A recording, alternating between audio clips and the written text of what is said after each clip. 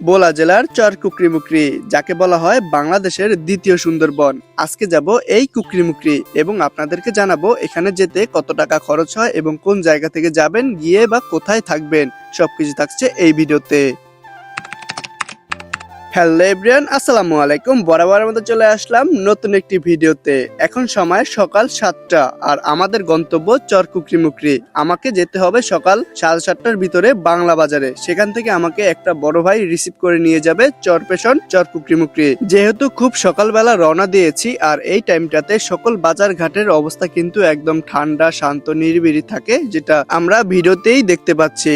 এরপরে চলে আসলো আমাদের জাফর ভাই, যিনি হচ্ছে ভোলা সদর উপজেলায় থাকে। তো সকাল সকাল চলে আসলো আমাকে রিসিভ করে, আমরা একসাথে চলে যাব ভোলা চর কুকরিমুকরিতে। দেন আমরা আল্লাহতাআলার নাম নিয়ে বেরিয়ে পড়লাম আমাদের গন্তব্যের উদ্দেশ্যে। বাইক ছুটছে বাইকের গতিতে আর আমরা দেখছি ভোলা জেলার সুন্দর সুন্দর প্রকৃতি। আসলে ভোলা জেলার রাস্তাগুলো কিন্তু এক কথায় মনোমুগ্ধকর। যেহেতু খুব সকালবেলা আমরা বের হয়েছি আর রাস্তাঘাট কিন্তু খুবই ফাঁকা, আর একজন বাইকার যখন ফাঁকা রাস্তা পায় তখন সে কিভাবে বাইক রাইড করে সেটা তো আর নতুন করে বলার কিছু নেই। সো আমরা চলে আসলাম লালমোহনে, আর লালমোহনের ভিতরের রাস্তা দিয়ে আমরা চলে যাব দুলারহাট। লালমোহন দিয়ে দুলারহাটে আসার অবশ্যই কারণ আছে। কারণটা হচ্ছে গিয়ে আমাদের সাথে আরো 6 জন আছে, মোট টোটালে আমরা যাব 8 জন। তো ফাইনালি কিন্তু তারাও আমাদের সাথে অ্যাড হয়ে গিয়েছে, আপনারা দেখতে পারবেন কিছুক্ষণের ভিতরেই।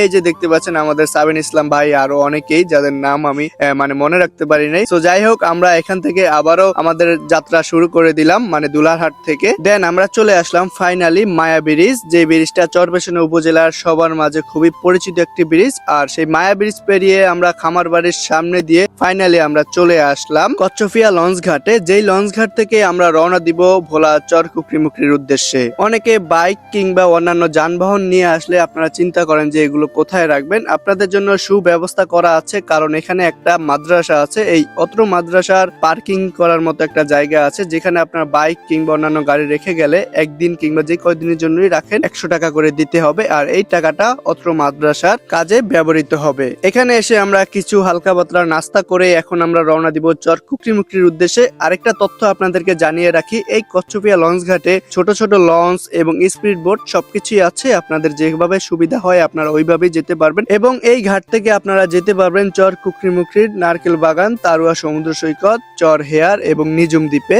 লঞ্চে করে যেতে আপনাদের সময় লাগবে 1 ঘন্টা কিংবা 1 ঘন্টা 20 মিনিট এবং ভাড়া লাগবে 80 টাকা। আর স্পিড বোটে যেতে আপনাদেরকে সময় লাগবে সর্বোচ্চ 25 মিনিট এবং ভাড়া লাগবে 200 টাকা। যেহেতু আমরা 8 জন ছিলাম তাই আমরা একটি স্পিড বোট ভাড়া করে নেই 1600 টাকা দিয়ে, আর আমাদের জনপ্রতি ভাড়া পড়েছে 200 টাকা করে। ছোট ছোট নদী এবং প্রকৃতি এত সুন্দর, যেটা দেখার পরে আপনার মন এক নিমিষেই প্রেমে পড়ে যাবে। সাইডে ছিল কেওড়া গাছ আরো ইত্যাদি গাছ, যেগুলোর নাম আমি নিজেও জানি না। চর কুকরিমুকরির চারিদিকে ছিল ম্যানগ্রোভ বন, যেগুলোর সৌন্দর্য দেখতে দেখতে আমরা ফাইনালি চলে আসলাম চর কুকরিমুকরির লঞ্চ ঘাটে। সো ফাইনালি আমরা চর কুকরিমুকরিতে এসে পৌঁছে গিয়েছি। এখন আমাদের প্রথম কাজ হচ্ছে আমাদের থাকার জায়গা ব্যবস্থা করা।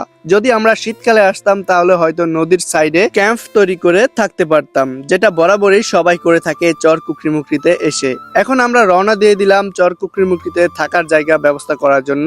আর সামনে আসতেই আমাদেরকে রিসিভ করার জন্য চলে আসলো আমাদের নাইম ভাই, যিনি হচ্ছে এখানকার স্থানীয়। যেহেতু আমরা 8 জন লোক ছিলাম তাই আমরা তার সাথে পরামর্শ করে আমরা চলে আসলাম রেস্ট হাউসে, যেটা হচ্ছে সরকারি একটা রেস্ট হাউস। আর এখানে এসে দেখতে পাচ্ছি তালা দেওয়া। কিছুক্ষণ অপেক্ষা করার পরে ফাইনালি আমরা রেস্ট হাউসের ভিতরে প্রবেশ করতে পারলাম। আর বাহির থেকে দেখে যতটা সুন্দর মনে হচ্ছে, আমার মনে হয় ভিতর থেকেও ততটাই সুন্দর হবে এই রেস্ট হাউসের। এই রেস্ট হাউসে থাকতে আগে থেকে কোনো বুকিং দেওয়া লাগবে না, আপনারা সরাসরি এখানে চলে আসলেই হবে। আর এখানে এক রুমের জন্য ভাড়া দিতে হবে 1610 টাকা এক রাতের জন্য।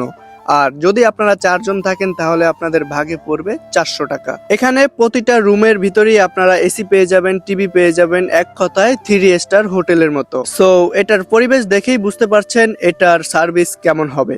সো আজকের ভিডিওটা কেমন লাগলো অবশ্যই কমেন্টের মাধ্যমে জানাবেন। আর আগামী ভিডিওতে দেখবেন চর কুকরিমুকরির লাইট হাউসের সৌন্দর্য এবং কিভাবে যাবেন, কতটুকু কষ্টই বা করতে হবে, সবকিছু নিয়ে থাকছে আগামী ভিডিও। তাই এখনই আমার চ্যানেলটা ফলো দিয়ে রাখুন, দিয়ান 420 ফেসবুক পেজ।